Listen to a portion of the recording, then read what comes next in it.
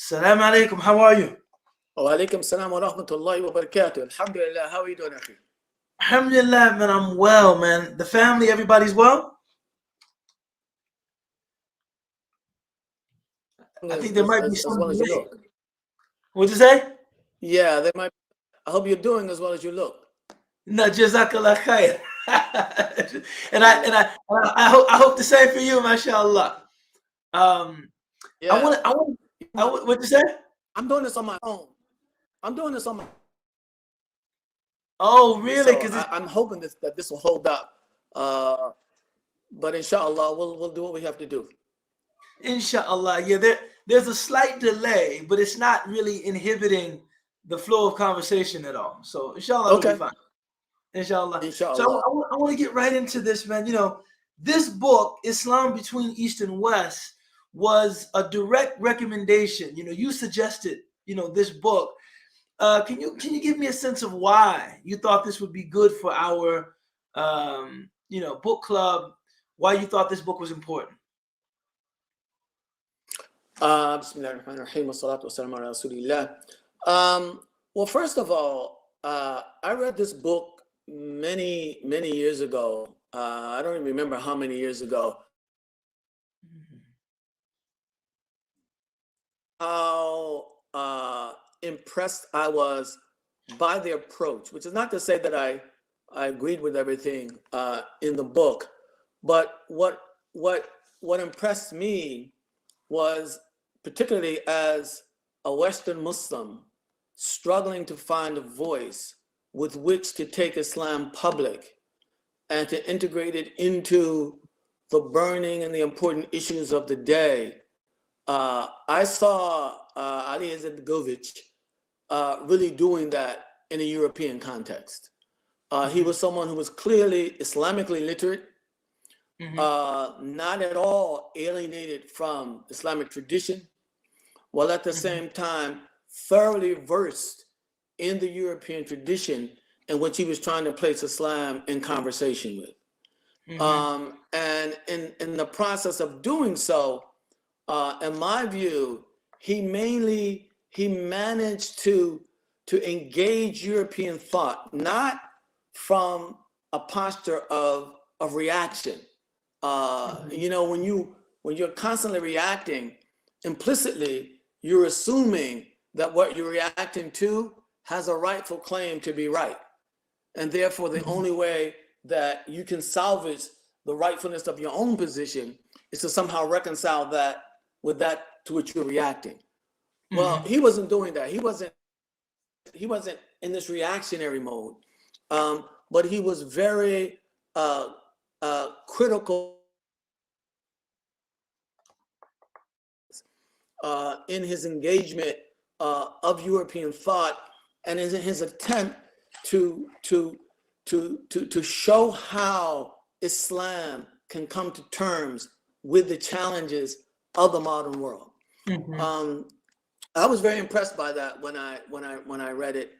I still have a number of thoughts and tropes in my mind that I remember from this book, and I thought that in terms of a book club, it might be useful as a model for how young Muslims who are grappling with some of the same issues with which he's grappling can begin to think about approaches to engage in the society in which they live.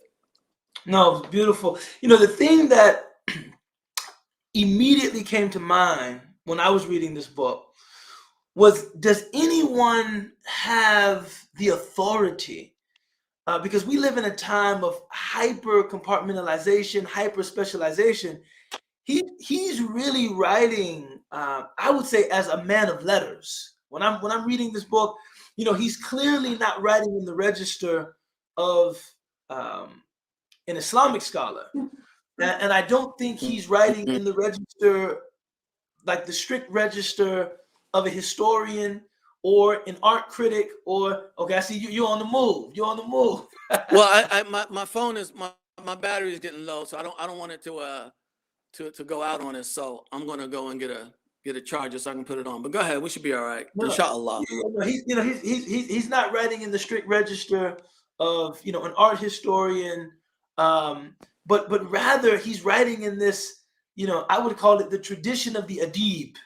You know, he's writing as someone of, you know, broad learning, um, and his approach is, you know, an interdisciplinary approach, even at times delving um, not deeply, but not superficially into the natural sciences. And I was thinking to myself, who within our context writes with a similar scope in mind, or can anyone? Wait, I think it seems like I think I may have lost Dr. Jackson.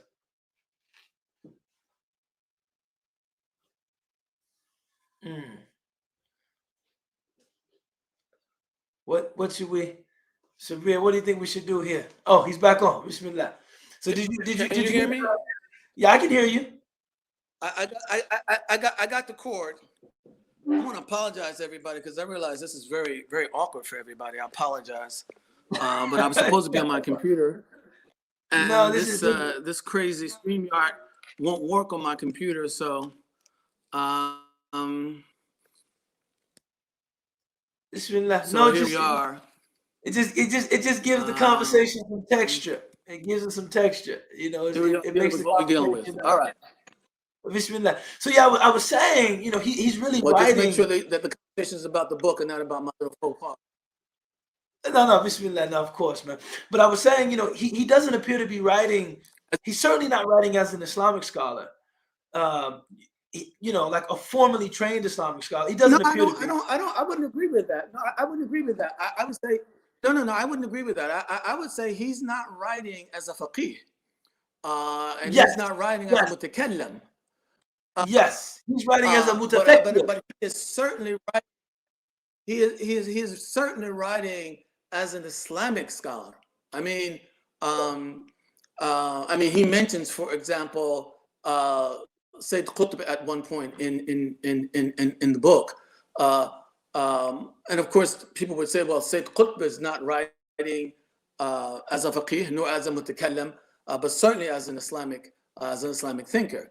And I think that although his and Qutb's thought are very different in some very important ways, I think he's equally writing as an Islamic scholar, and that was one of the things that attracted me to what he had to say, namely that he was approaching the issues he approached as a Muslim, as a European Muslim, who was not trying to apologize for Islam, nor trying to run away or circumvent the issues that confronted him as a European Muslim, but as a Muslim seeking to bring Islam to bear on the realities that informed his life and the life of his community and the Ummah at large. No, certainly, but his approach is an interdisciplinary approach. I mean, he's very comfortable talking about art history. He's very comfortable, critiquing literature. He's very comfortable talking about the natural sciences. And I was saying, I think in our time, let me ask you this, and then we can get more into the substance of the book. How is all that any different from, let's say, an Al-Ghazali or an Ibn Taymiyyah, for example? I mean, these guys are talking about everything. Yeah, but I'm saying people now don't do that. I think now we recognize a much stricter division of labor in terms of what one can speak about with authority. Well, again, one of the points that I'm making in the forthcoming book is that Islam itself is not limited to Shari'iyat. And so you don't have to be a scholar of Shari'iyat to be an Islamic scholar. I agree wholeheartedly. Yeah, of course. No, I mean, all I'm saying is that I think that he very much was writing as an Islamic scholar and not simply as a Muslim scholar. The difference being that he wasn't saying, okay, this is just my personal opinion as a Muslim. He was really trying to articulate the ideals of Islam and how they related to the various topics that he was discussing. No, I certainly see that. going into some of what you find from him, it's interesting, man. I've heard you mention a lot of the themes that I found in the book at different points, just being very familiar with a lot of your work. So at one point, he talks about the bipolarity of Islam, right? Which dovetailed Mhm. very nicely, to my mind, with this idea of living righteously and living fully. And he Mhm. situates Islam kind of as a synthesis between a Judaic idea, which, he says, look, even Maimonides could not find a strong basis for an ukhrawi kind of idea in Judaism, right? That they don't really, that, from what I understand, at least from the book, I haven't done any independent exploration Mhm. myself, is that Mhm. Judaism, look, I don't want to get in trouble like Kyrie and Kanye, right? But Judaism No, is but just what I mean. You can just limit it to what he's saying, and I think that what he's saying is that uh, it's the focused point is much on. broader than Judaism, for example. Yeah, no, it is. But he's saying it's very outwardly focused. It's very focused Mhm. on a certain there's a certain externality to Judaism, and then he said Christianity. There's certainly a strong emphasis on the akhirah and the internal life of the human being. At one point, he even terms it pure religion. But then he says Islam has this bipolarity, right? That it's it's kind of it's dual in its focus, right? A focus on the social, the political, the outward. Islam does not shun or reject bodily pleasure or the appetites, and at the same time, it still encourages its adherents to cultivate, a longing for the next life, It a requires deep and growing spirituality, etc. And you've talked a lot about living righteously, living fully. Maybe some thoughts on that idea.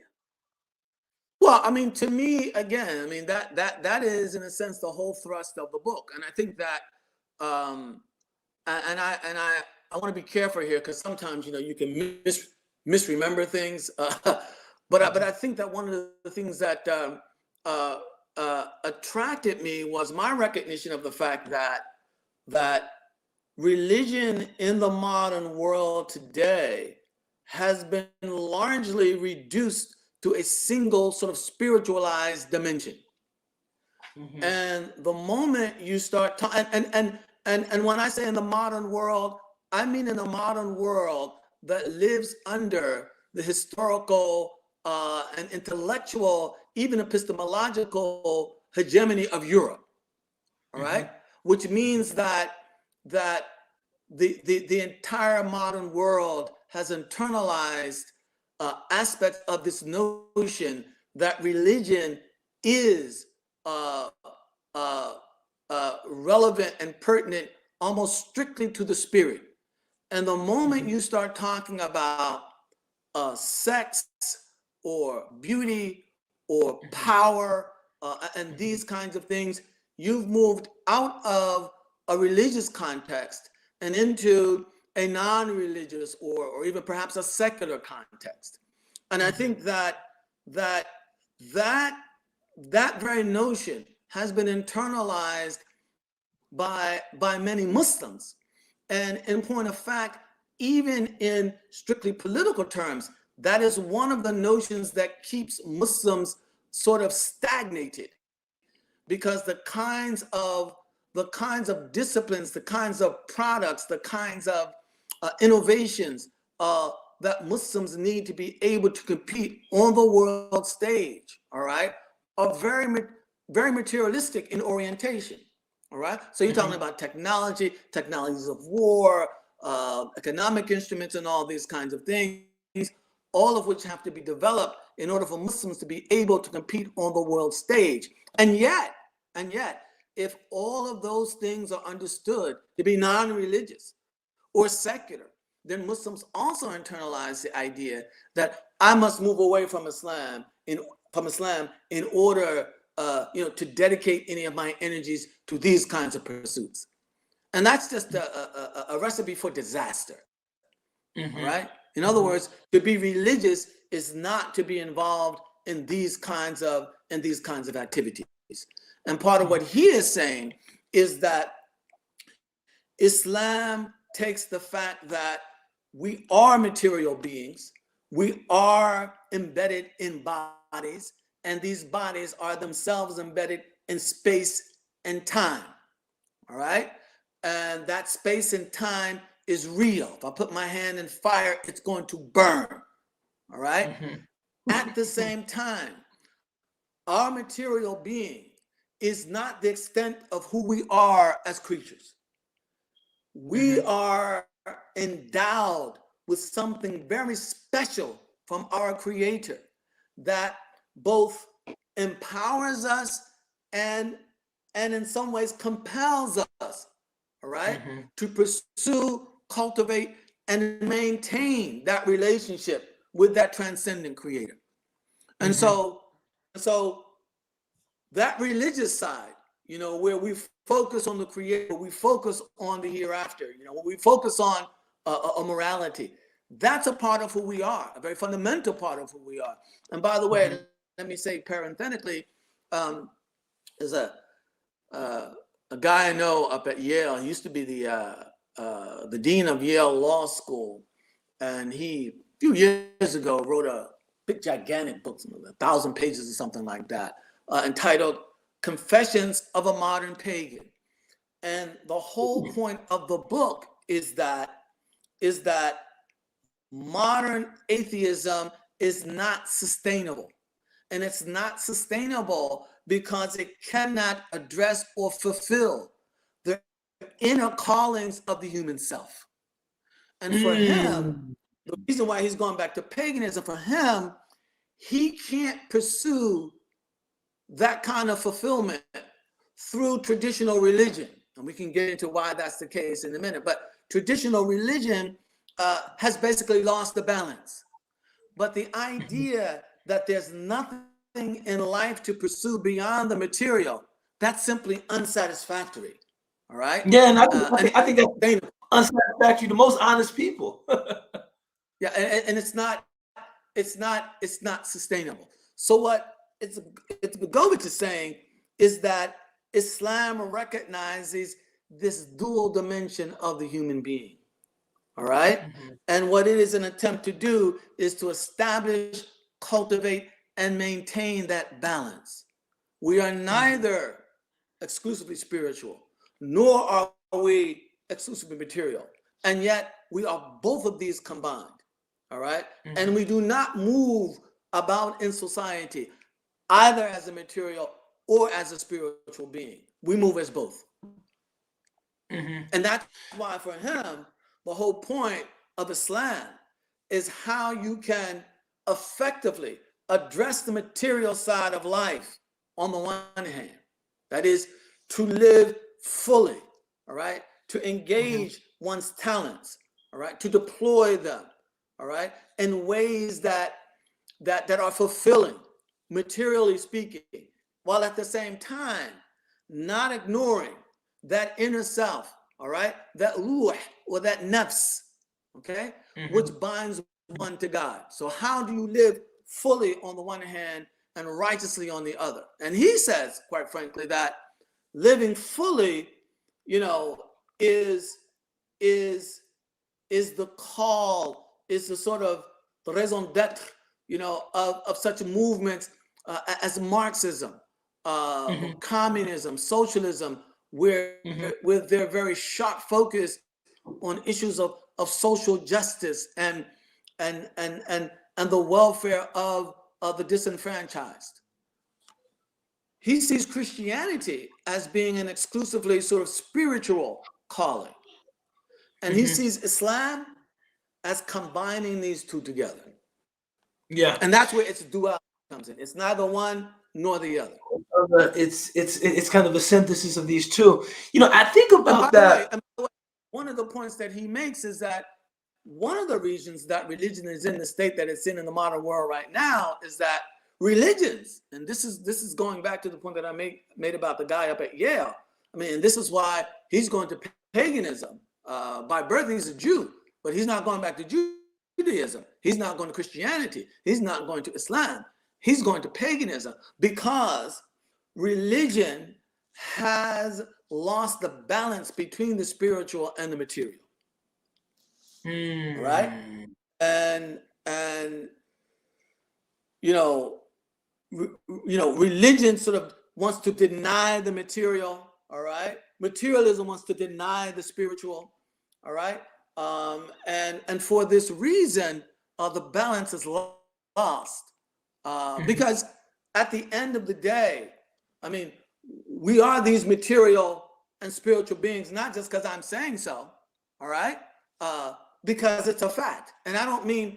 I mean, I know that sounds sort of circuitous, but one of the points he makes in the book is this. Pointing to the fact that we cannot deny this transcendent aspect of ourselves, this dimension of ourselves that goes beyond the material. And he says this. He says, if you consider that almost all religions from the beginning have had some notion, some concept, place some value, idea of salvation. And then he raises the question, salvation from what? Even if they don't know, they know something. You follow what I mean by that? And that is the spiritual, the transcendent dimension of who we are. That our existence in this life can't just be about coming into the world on one day and going out on the other, and there are no other considerations beyond that to be observed, to be taken seriously, to guide us in life. In other words, he's saying that human beings have completely denied this spiritual dimension of who they are. No, I remember Sheikh Abdul Hakim Murad. He said, if someone, completely denies this transcendent aspect of who we are and doesn't seek any metaphysical, understanding whatsoever, they have to understand that what they're doing is the anomaly, because seeking that, salvation, trying to honor that transcendent aspect of who we are, this is what our species has done since we were recognizably human, and yet in some time immemorial. Right, time immemorial. Yeah, time immemorial. But this is, there's a very in Abu Dawood, there's a very profound hadith from the Prophet ﷺ, that quite frankly, when I first encountered it, it perplexed me because probably I was under the influence of that very conceptualization of religion, all right, that sort of reduces it to spirituality. All right. I mean, that's a tendency in the modern world. And this is one of the reasons why, materialist ideologies have been able to achieve some of the success that they've been able to achieve. All right. Precisely because they are willing to address the material dimensions of life. All right. Which also cannot be denied. All right. If you can't deny the spiritual dimension, you certainly cannot deny the material dimension. All right. But the hadith of the Prophet said, the truest of names, asdaqul asma, for the human being are al-hadith. Because I thought he was going to say something like, Abdullah, or Abdul Rahman or something like that. No, he said the truest name are al-hadith and al-hammam. Al-hadith, the toiler, speaking to the material dimensions of who we are. All right. I think it was Naim Akbar who once said, when you find a grown man who has absolutely no ambition to work, to toil, you can know that there's something wrong with that individual. In the same way that if you see a child who has no interest in playing, Allah, right? Oh, I can't, man, you brought a name. Alhamdulillah, it's been a long time since I heard his name. The ingrained nature of our desire to toil, to produce, all right, to use our hands, to use our minds, all right, to make our print on the world. We can't separate ourselves from that. At the same time, we are anxious beings. Yes. All right. We are anxious beings, and I think that quite frankly, on a contemporary note, I think that American society right now is in one of the most anxious moments I've ever seen it in my entire lifetime. And part of the problem here is that we have no programs for managing that anxiety. Allahu Akbar. Which Islam is. No, Ibn Hazm, famously said that the defining characteristic of human beings is hala, is anxiety, right? And that, a lot of our activity is merely an exercise in trying to stave off anxiety, trying to stave off anxiety. Well, yeah, that's right. And that's why I might get some trouble mentioning this name too. But anyway, that's why Martin Heidegger, the German philosopher, he said, fear, cosmic fear in the human being is the mother of all culture and civilization. Allahu Akbar. Culture and civilization are simply ways that human beings devise to normalize ways of minimizing their anxiety. So if I'm anxious about how I look, you see what I'm saying? We can normalize a certain fashion, all right? Okay? That assures that I'm going to be looked upon favorably in terms of my looks. That's culture. But the source is that anxiety in us all as human beings. And I think that one of the challenges we face, and why, it's my prayer that Islam will find its voice in the modern world. One of the problems that we have is that if something like Islam is not brought to bear on the management of this dimension of the human condition, all right, others will likely exploit it, as we're seeing right now today, as we speak. As we're seeing right now. Yeah, because these are things that if they're not managed, they will be exploited. He said, we have a question from Mashallah. Is this concept of religion as the spiritual tightly tied to the afterlife? This is a question from one of our... It's the concept of... Yeah, I need some clarification. Zain, could you clarify? No, the problem is, religion can have so many, different definitions. So maybe he could clarify a bit, and I can try and answer from that perspective. So what did he mean by that? I don't... Or maybe just read the question again. Maybe I didn't hear it. He said, is this concept of religion as the spiritual, as opposed to the material, maybe, tightly tied to the afterlife? I mean, I think I have an impression. Not necessarily. Why not? No, not necessarily. I mean, we have to remember that we have to remember that Arabian religion was not tied to the afterlife at all. In fact, that was one of the most difficult concepts for them to embrace. And yet they had all kinds of rituals, all right, that defy the logic of materiality. Okay, all right? Mm-hmm.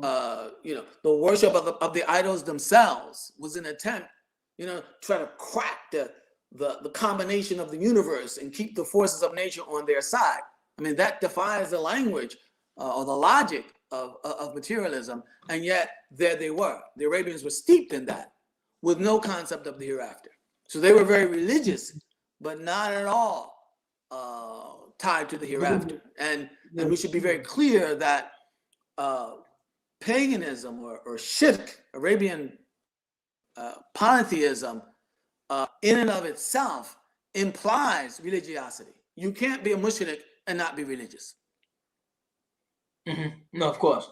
One thing that he does in the book that I thought was, for me, it was quite a novel device, was that he divides culture and civilization, saying that, when he at least invokes civilization, he's talking about those material improvements. He's talking about, the social dimension, the secular even, perhaps. I know you have a forthcoming book about the Islamic secular, but, but when he talks about culture, he's talking about all of those internal devices, all of those, he includes art in the dimension of culture. He includes ritual in the dimension of culture, etc.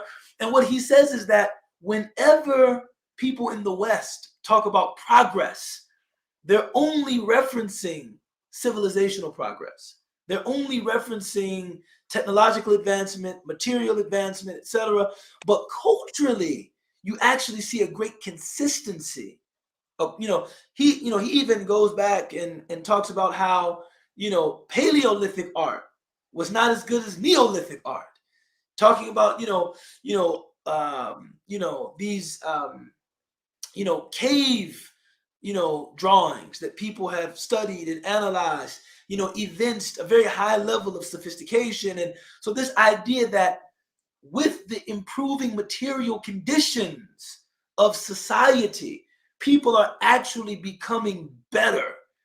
He denounces this as a false idea, right? And I think that this becomes relevant to okay. Bismillah. Well, you mentioned a lot there. That there are a couple of threads in what you said, but I mean, the basic point, going back to his the division that he draws between culture and civilization, and the basis upon which he makes that division. To be quite honest with you, I don't agree with him. Basically, what he argues is that culture is, in a sense, the externalization of the spiritual. Why he says culture, all right, is always quintessentially religious, all right? Right. That it emerges from the innermost of human beings, and it is not an attempt to satisfy any material need. It is more an attempt to get to what's going on internally in the human being. Whereas civilization is simply the application of intelligence to the material world. So that, yes. and you produce cars and airplanes and factories and all these kinds of things.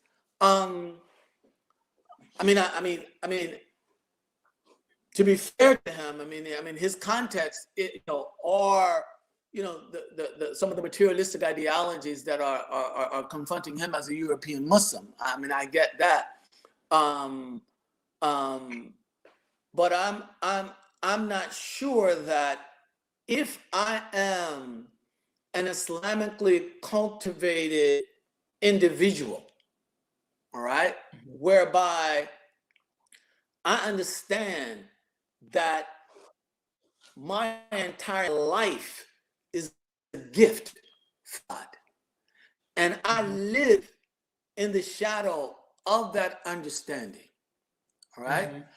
I'm not sure why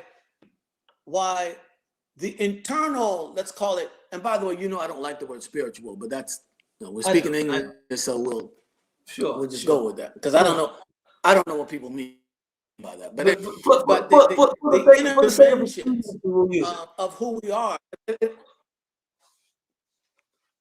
huh? And I said, for the sake of I didn't expediency, hear you. we'll use it. You're right. No, so what I'm saying is that I'm not sure I see a contradiction between the expression of my innermost reality, all right, and the application of that to the material world. So you take somebody like Sinan, the great Ottoman architect, all right? Clearly, architecture is, in a sense, the application of intelligence to the material world. And yet Sinan was clear, all right? This is for the glory of God. See, I think he would argue that This architecture is belongs to the clearly realm of art. part of. I think he would argue that Fine, architecture. but architecture. Yeah, you can't. See, you could say, let's say architecture belongs to the world of art. But Sinan is not simply involved in architecture. There's construction, the application of intelligence to the material world. Something's got to cut those bricks. Something's got to lift them. Something's got to place them. Something's got to hold them together. That's civilization, according to him. According to him, yeah. So I think, in other words, you can have a religious civilization. Civilization does not have to be strictly material and strictly quote unquote secular. No, I see that. I think, in fact, I would argue that at its best, Islam was a religious civilization. I mean, and one of the things that comes out of it is that I mean, Sinan was not a faqih. Sinan was not a jurist, right? I mean, he was not a scholar of religion, of Islamic law, all right? And yet, who could deny the contribution of what he produced to Islam as a world presence? Who could deny that? It's undeniable. It's undeniable. Muslims all over the world. I remember, Obey. I'm not going to, well, anyway. I remember when I went to Turkey, I remember going into the Blue Mosque, and Sinan didn't do the Blue Mosque. It was similar to other big, gigantic Turkish mosques. Suleymaniye. Right? And my point being that as a Muslim, interfacing with this edifice, it informed my sense of identity as a Muslim. Right?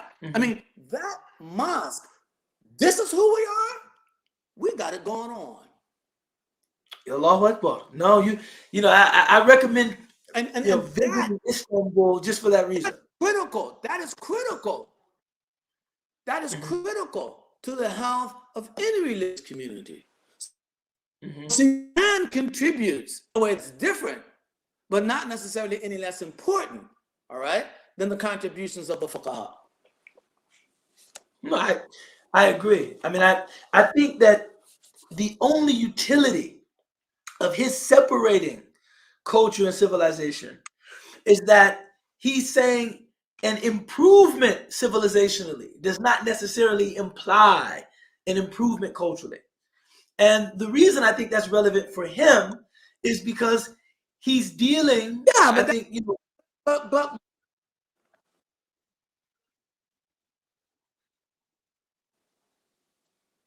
what'd you say? I think I didn't catch that last part. No. I thought you froze up. I was just waiting. I'm sorry. No, I was saying that I don't think that is. I don't think that is necessarily all that profound a point. I mean, I mean, take money, for example. I mean, we all need money, right? We all like to, make a little more money. But there's a point after which more money is not going to improve the quality of your life. I mean, everybody knows that.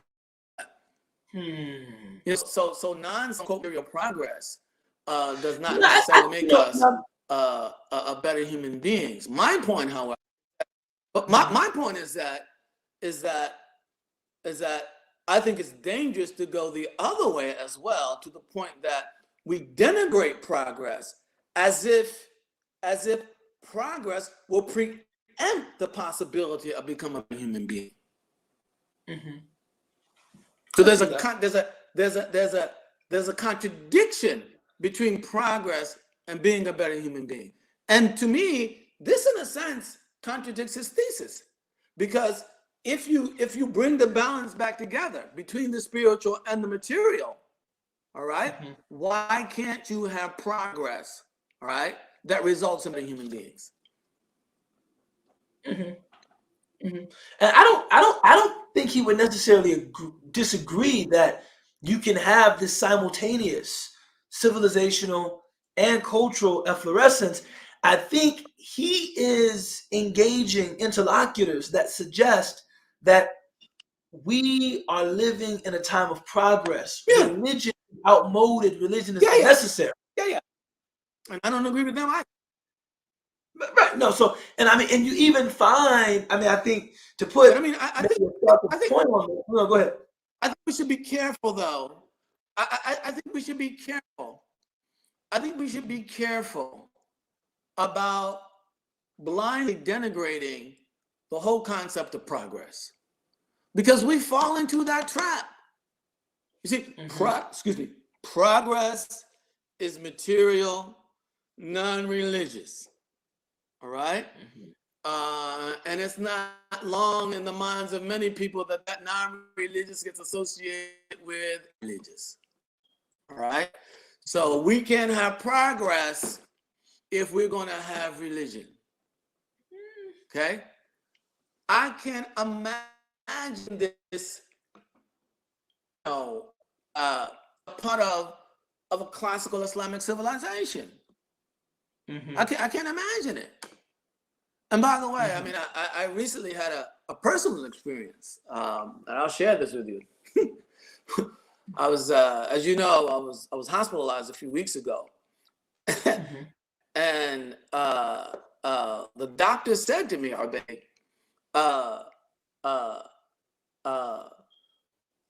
thanks for the wonders of modern medicine, because 100 years ago, I would have had to tell you, you should go get your affairs in order. Wow. La ilaha illallah.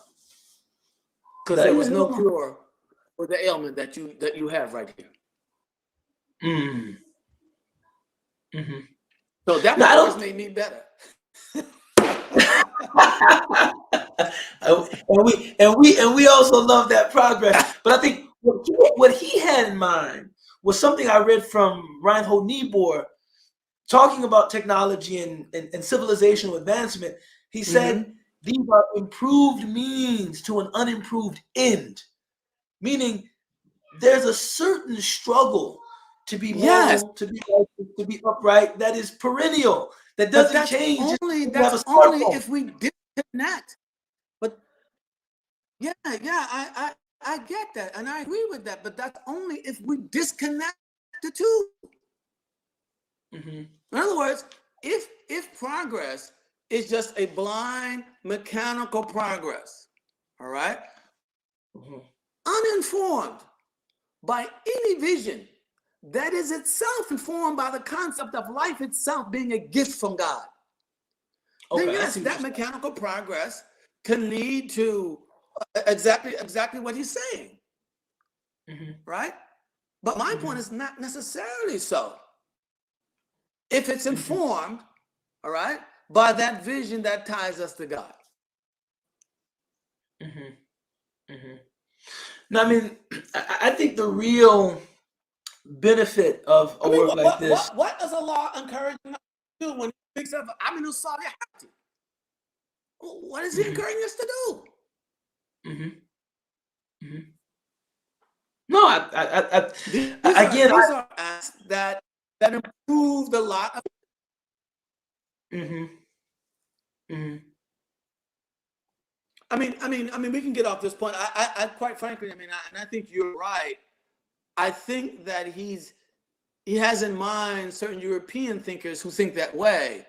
But I think in going the route of this radical separation between culture and civilization in the way that he does may have overindulged those European thinkers whom he was responding to. Sure. I mean, but this is, I think, the thing with any But by the way, thinker. this takes nothing away from the book. It's a great book. It's one of my favorites. No, no, I said this takes I'm. nothing away from the value of the book. This is a great book. It's one of my favorite. The book made such No, I an thoroughly. No, impression on I me. thoroughly enjoyed the book. I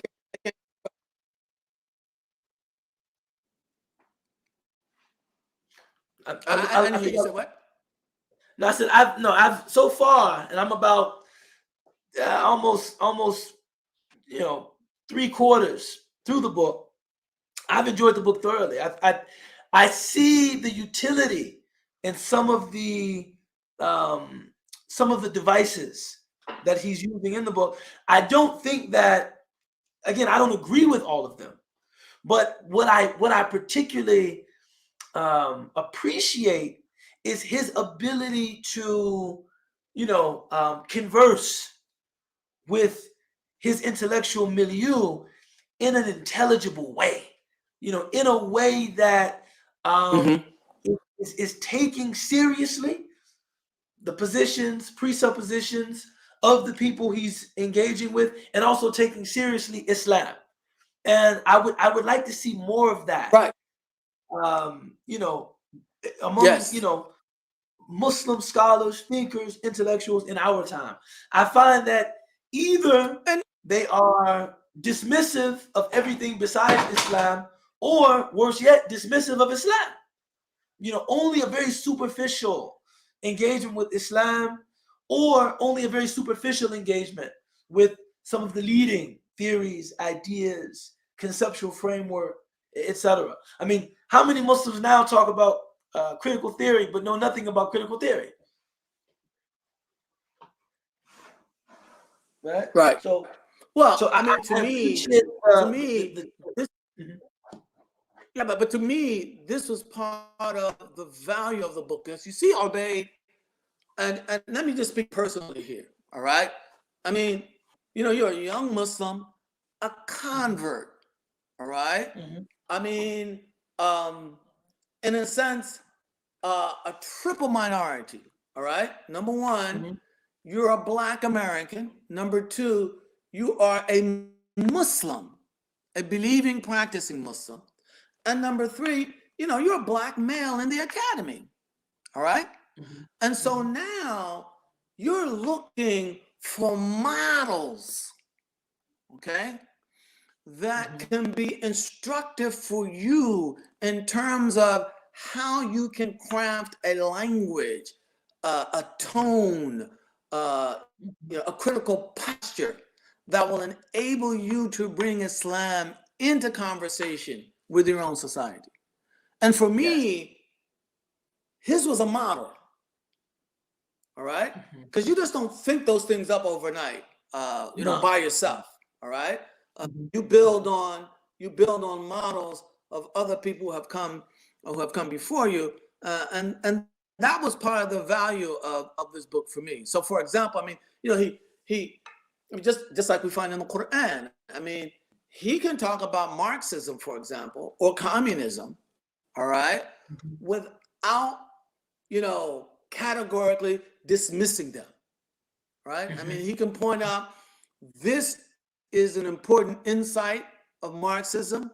This is another critical insight of Marxism. Marxism is right about this, it's right about that. And then he can go on and be critical about what he thinks it's wrong about, right? Mhm. And so Mhm. the label Marxism doesn't do all his labor for him.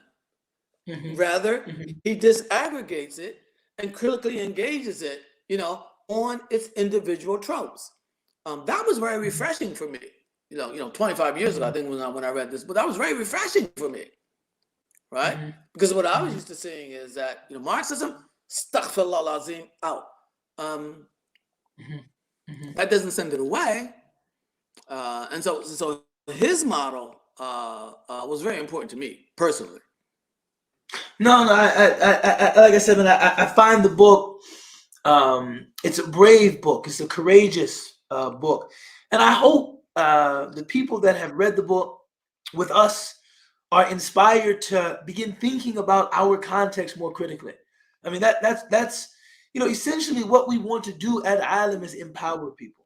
Um, you know, um, I think that even though this book is of his personal authorship, these are I think this is obviously the product of a conversation. This is what happens when people converse seriously and engage and discourse seriously about the ideas that define their context, right? And they take their religion seriously.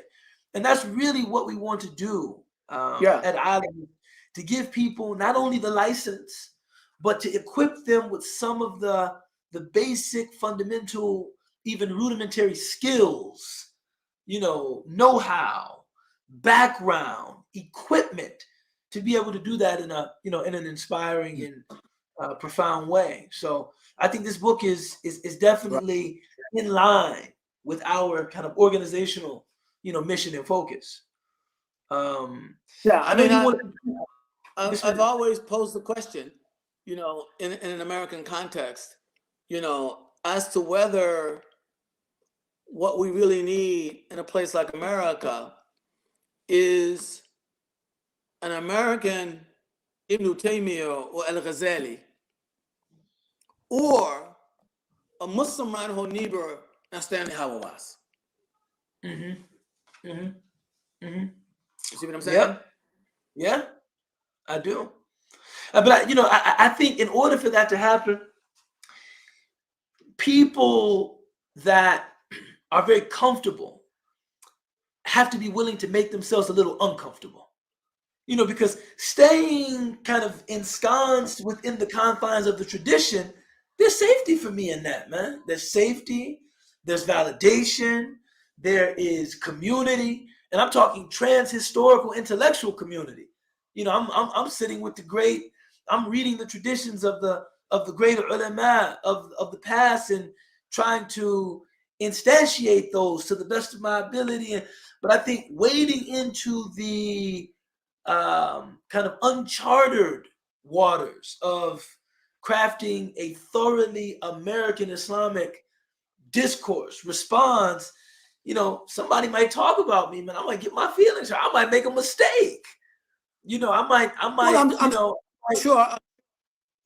Yeah, your message is loud and clear, and I'm sure some people will talk about me, and I'm sure I will get my feelings hurt. But let me go back to the trope of tradition as you raised it. That's what I see the tradition doing. All right. Yeah. Ghazali wrote works like Al-Wasit, which are volumes on Shafi'i fiqh. All right. But he also wrote Tahafut al-Falasifa. He also wrote Al-Ihya. These were attempts to come to terms with the kinds of challenges, concrete everyday challenges that he was confronting in his society. And of course, we can say the same thing about Ibn Taymiyyah. We can say the same thing about Al-Qarafi. All right? These were men who were thoroughly ensconced in society. All right? Trying to figure out how Islam could successfully be brought to bear on both the challenges and the opportunities that confronted them. So I don't see sort of and there are different ways of doing this. I don't want anybody to get the impression that I'm claiming that the way I'm trying to do it is the only way to do it. There are many different ways of doing it, but I just don't see. I mean, think about it this way, Ubayd. You want to know one of the reasons? I mean, outside the Ummahat, which you read with Mashaykh, but when you start getting into the mutun of fiqh and all that stuff, where they get into detailed questions of exchange rates of gold and silver and all this kind of stuff, right? Mm-hmm. You don't know why that stuff is so hard to read? It's Because you don't. I'm sorry? You don't know what they're talking about. You don't know the culture. You don't know the context. You don't know the reality to which all this stuff is applied. Mm-hmm. Mm-hmm. You see what I'm saying? All right? I do. That's what they're doing. Mm-hmm. So to me, tradition is precisely that. Mm-hmm. Mm-hmm. It's not a removal from the realities of society. Mm-hmm. And again, I mean, I'm an academic, so I may be removed from the economic dimensions, or maybe the, other dimensions. There are different ways of doing it. All right. Mm-hmm. But I don't see tradition as something that, we ain't got nothing to do with this. We're just going to read books that are 500 years old and we're good. Yeah, no, I mean, a lot of people suggest that is the difference between tradition and traditionalism. That traditionalism is that, and I mean, when I say traditionalism, I mean, I guess I'm trying to express that tendency to take undue comfort in shirking one's responsibility to address the contemporary reality on the ground. And tradition, well, I mean, but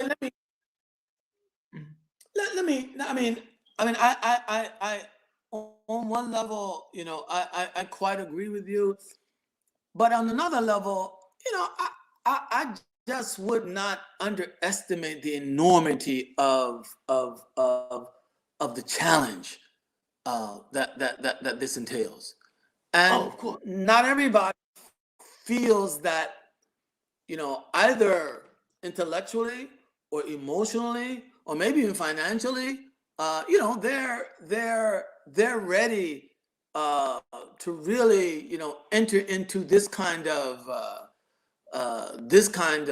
lion's den. Mm-hmm. Mm-hmm. No, because it can be a lion's den. No, it is.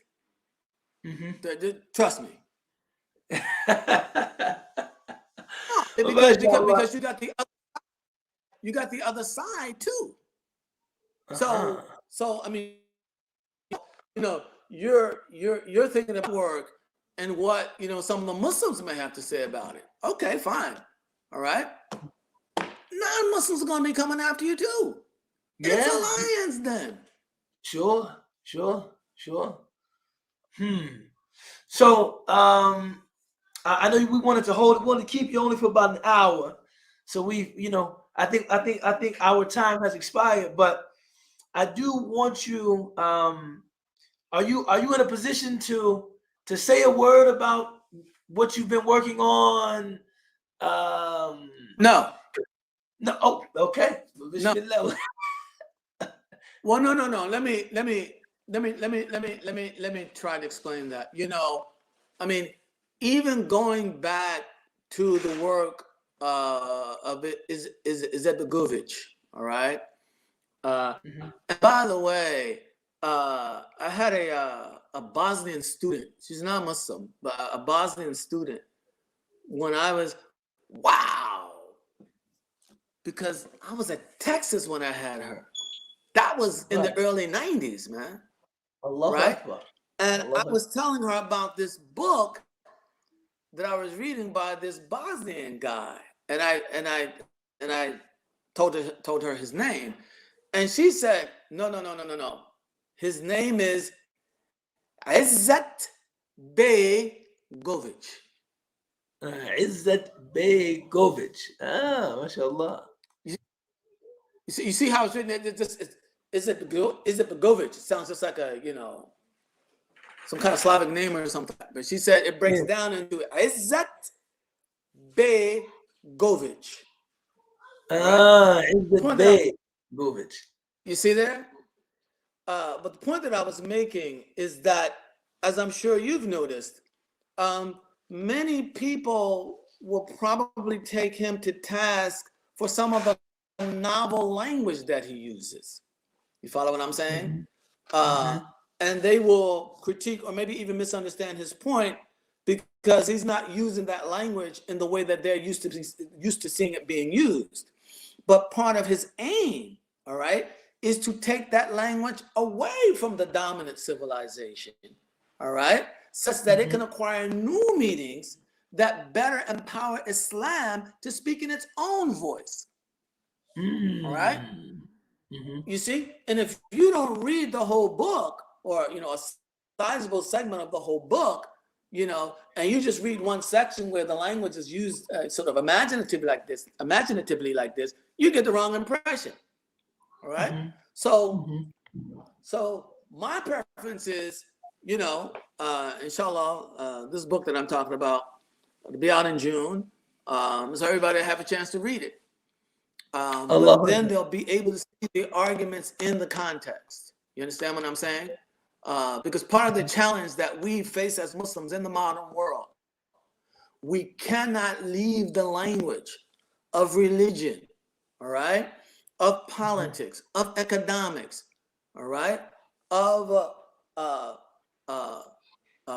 sociology. We cannot leave the language in the hands of the non-Muslim West and then expect to be able to articulate ourselves in the voice of Islam. Allahu Akbar. No, this is a very good point. And see, that's part of what he's saying. That's part of what he's saying by saying we have to get away from this notion of religion as purely spiritual. He's bringing a different definition to religion. Now, you talked about this before, and just you want to create the taste, or you want to create the what was the term you used, that by which you are judged? Well, you want to create the standard. This is beyond the book. I mean, to me, and again, this is part of the point that the book is making. Islam, and I'll say this about the book: Islam never was, never will be entirely, categorically, and exclusively dependent upon the fuqaha alone. And it is both a mistake and an injustice either to credit the fuqaha, all right, with everything that Islam has been able to achieve, or to blame them, all right, for what we perceive Islam, particularly in the modern world, to not have achieved. This deen is a condominium in which all Muslims have something to contribute. As I said, what do you think Sinan's architecture added to Islam? You don't think a little girl, 11, 12 years old, little boy, 11, 12 years old, you don't think they get a sense of the grandeur of this deen just by standing in front of that masjid? I'm sure they do, because I do. And you don't think that has any impact on their ability, all right, to sustain themselves as Muslims in society? Really?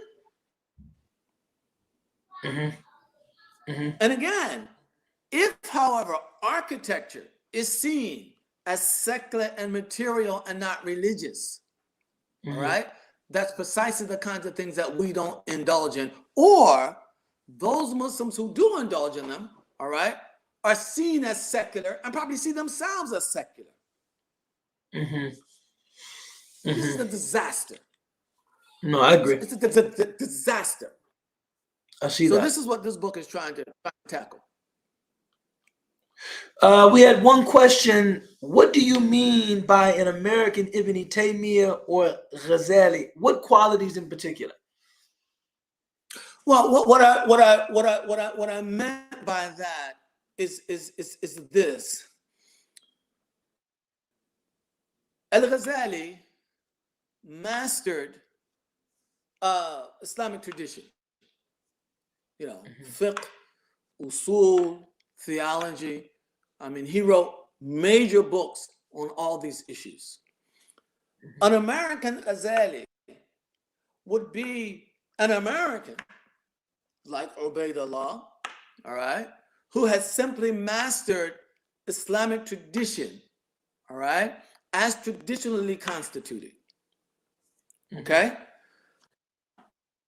A Muslim Reinhold Niebuhr, on the other hand, and I need to explain this because a lot of people may not know who Reinhold Niebuhr is. Reinhold Niebuhr was a very influential, but Reinhold Niebuhr, all right, was a seminary trained theologian. So he had mastered Christian tradition, all right? But his primary focus, all right, was understanding America, placing that tradition in conversation with America, and trying to move America in a direction that was more consistent with that vision. Right? If I only know, I mean, you alluded to this yourself a bit, if I only know Islamic tradition, all right, then that dimension of come to terms with America that has to do with understanding America, all right, that's left out. Okay, and Niebuhr turned out to be, I mean, presidents listened to Niebuhr, and he wasn't one of these apologetic. No. He wasn't No. Niebuhr was taking it to him. All right, but his focus was how to address the issues in America that appear to violate his Christian vision. And I'm sure, I mean, you've read Howard, so you know he's doing the same thing. All right. I don't know. Ask the person if that answered their question. No, I think that does it. Not a denigration. This is not a denigration of Muslim tradition. I mean, that would be silly. I mean, just silly. No, of course. In fact, one of the the real deficits that we suffer is that the average everyday Muslim is not more intimately or is not more literate with regard to what Muslim tradition is. Instead, most Muslims are afraid of Muslim tradition. And because of that, we don't, number one, we lack confidence because we think that the only people in the modern world who can speak intelligently, are Kant and Foucault and whomever, all right? That's on the one hand. And on the other hand, we don't have any filters or any tools with which we might begin the process of doing what Izet Begovic was doing. In other words, communism and Marxism is right here and it's right here, but it's wrong here and it's wrong there, and this is why.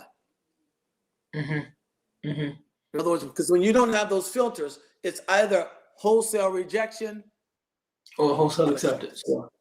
Yeah, bismillah. Quick question. We have one more. How much Islamic knowledge do we need to speak on Western topics in a productive way? But that depends on what Western topic you're talking about.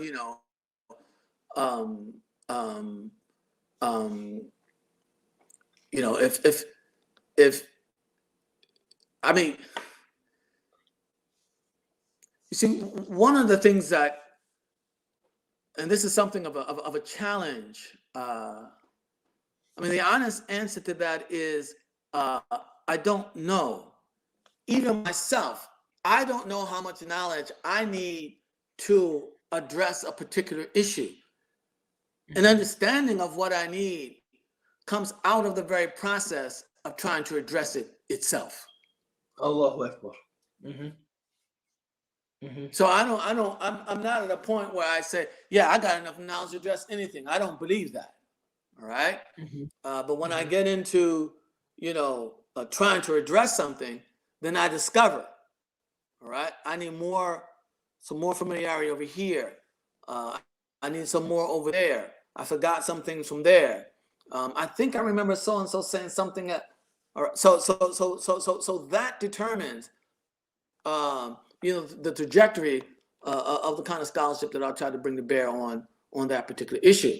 I think that on the other hand, I mean, it's a mistake to think that all of the issues are shari'iyat. I mean, when you start talking about how much knowledge do you need, am I trying to address, let us say, a cultural issue? Well, in that case, I may only need to know, the parameters of the culturally permissible. I mean, from an Islamic standpoint. But how to move the culture from one point to another, that's not a matter of Shari'i knowledge. So when you say how much knowledge I need, that can mean a lot of things. No, bismillah. No, jazakallah khair. So, I think that about does it, man. Well, this was mashallah, man, enjoyable conversation. I'll consider it a companion to the book. Mashallah, I'm actually actively going through it. Mashallah. And mashallah. The old edition was blue. Mine is so worn out. It's got duct tape on the spine, man. SubhanAllah. No. And the fact that the book was written 40 years ago, right? And still in many ways I found it relevant and compelling.